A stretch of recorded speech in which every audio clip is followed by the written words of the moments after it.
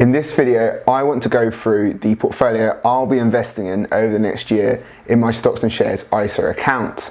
I'm using InvestEngine as my investment platform, as they have the ETFs I want to invest in and also offered the cheapest method to invest, as they have no fees with their DIY portfolios, their DIY account types. I actually did a 6-month trial with InvestEngine to test out the platform, see how it is, to get confidence in the platform.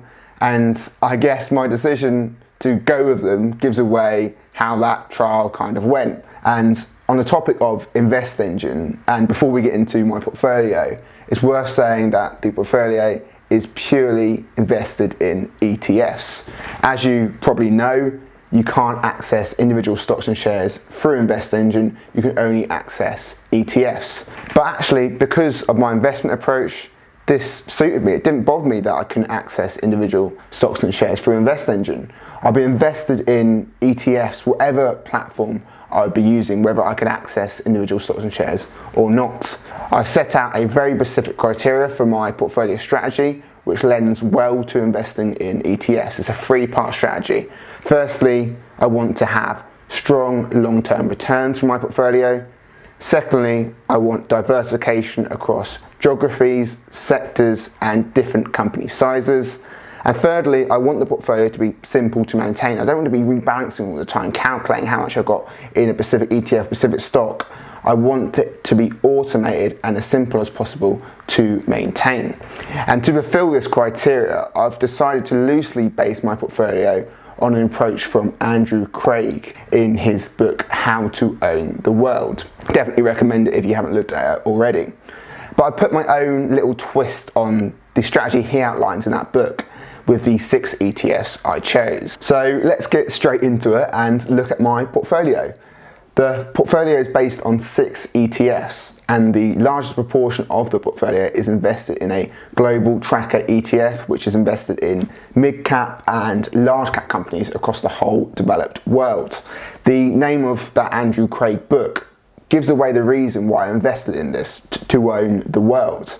I found that a global equity ETF is pretty much the most simple method to invest in the developed world, as through this type of fund, you're investing in the whole developed market across geographies and across sectors, and also across 2 different company sizes in mid-cap and large cap. And the Pacific Global Tracker Fund I'm investing in is the HSBCMSCI World, and I'm dedicating 60% of my portfolio to this. There was actually 4 main standout global ETFs on InvestEngine, and there were 3 reasons why I chose the HSBC one ahead of the other 3. I did consider the other 3. The first reason is because it's one of the cheapest global ETFs on InvestEngine with an annual management fee of just 0.15%.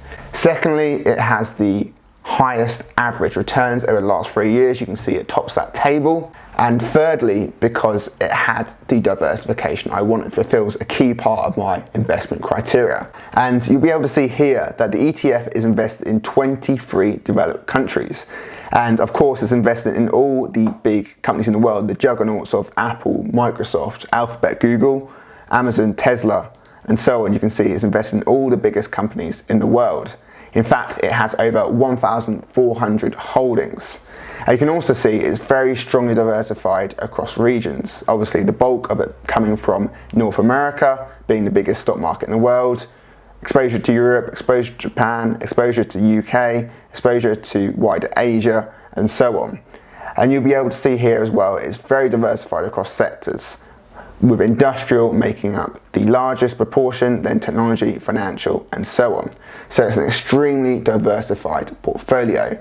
And this actually accounts, this ETF, it accounts for 85% of the total market cap of developed nations. And because this ETF gives me the ability to essentially own the world, it makes up the majority of my portfolio at 60%. However, this ETF does have a negative in that it's only invested in mid-cap and large-cap stocks. It doesn't include any small-cap stocks, meaning I'm missing out on the smaller, high-growth companies which are typically worth between 300 million to 2 billion, as this is usually the limits on what a small-cap stock is. And to get that exposure, I invested 10% of the portfolio, I'm investing 10% of my portfolio in the iShares MSCI World Small Cap. This fund gives me huge exposure to small cap companies across the entire developed world, across all sectors as well. You can see here it has great diversification across different regions. North America again making up the bulk, Europe, Japan, UK, Asia. And similarly, there's strong diversification across sectors, with industrial making up the largest proportion, financial, property, and so on. So this has great diversification across small cap stocks, and it actually covers 14% of the total market cap in developed nations, meaning that if we combine the HSBC MSCI World ETF and this one together, my portfolio so far covers 99% of the market cap in developed countries, and that definitely fulfills the criteria of being diversified across geographies and sectors. And the reason why I went with this specific small cap ETF is very simple. It was the only small cap ETF available on InvestEngine when I put this portfolio together. There isn't too many of these small cap ETFs about, to be honest. And it was actually this small cap ETF I invested in previously through Trading 212. So I was quite pleased to find that it was this one on InvestEngine, given I already had some familiarity with it. So that's 70% of my portfolio, 60% invested in the HSBC MSCI World and 10% invested in the iShares Small Cap ETF. However, although I said that the portfolio at this point was very diversified across developed markets, it still hadn't really fulfilled the criteria of being entirely globally diverse, as the two funds invested in so far were only looking at the developed market, the developed world. So I wanted to invest a portion of my portfolio in an emerging market ETF, so I'm a little bit more diversified in terms of regions. And I went with the iShares MSCI Emerging Markets ETF, and I'm investing 10% of my portfolio in this. Although this ETF is a tad more expensive than some of the other emerging market ETFs on InvestEngine, with an annual management fee of 0.18%, I found that it had more holdings and therefore greater diversification than any other emerging market ETF on InvestEngine. You can see here it has over 1,700 holdings, so it has great diversification. And you can see here as well it has great diversification across different emerging markets and also across sectors, giving me the diversification I wanted. And importantly, it uses the same index, MSCI, as the two other ETFs I've invested in so far, the HSBC World and the iShares Small Cap. All three ETFs use the same index provider, the MSCI index, meaning that I'm not crossing index providers and doubling up or omitting some stocks. And I probably need to do another video in terms of explaining why this happens or how this can happen. But essentially, each index provider categorizes countries and market caps differently, meaning that if you try and mix and match providers, you can end up omitting some stocks or doubling up on others. For example, if I invested in a MSCI World ETF and then chose a FTSE, another index provider, emerging market ETF, I wouldn't get any exposure to Poland, as they classify Poland as a country differently. MSCI classifies Poland as an emerging nation, and FTSE classifies Poland as a developed nation. So because of these differences in classification, it doesn't make any sense to mix the index providers when choosing funds. So I've chosen the same index provider for the emerging markets, the small cap, and the world ETFs. And that makes up 80% of my portfolio. For the next 10%, I wanted to be exposed to a growth industry, which I think will see above market returns across the next 10 to 20 years. And with it being just 10% of my portfolio, I was willing to take a bit more risk. Before this, my portfolio was quite safe, so I wanted to spice up a little. And to do this, I wanted to focus on a niche within renewable energy. And that niche I want to focus on is the battery industry, as I truly believe in this trend. Battery storage is crucial to the future of renewable energy because electric generated from wind and solar simply has to be stored somewhere. So I see battery solutions, battery technology, as crucial for the future of green energy. It's a huge investment theme at the moment more generally too. And to get exposure to this industry, I'm choosing to invest 10% of my portfolio in WisdomTree's Battery Solutions ETF. There are a few battery technologies using different commodity combinations in the market at the moment, but my research has suggested that at this point in time, we don't know which battery technology or which firm or firms in the market are really going to take off. The technology, the market itself as well, is developing rapidly, extremely rapidly. So by investing in a diversified ETF like this one, I'm exposed to all the different technologies by investing in a number of different companies producing batteries themselves, and also a number of different companies which produce the commodities for the batteries. So I'm extremely diversified within the industry, and it's likely that at least some of these companies will take off.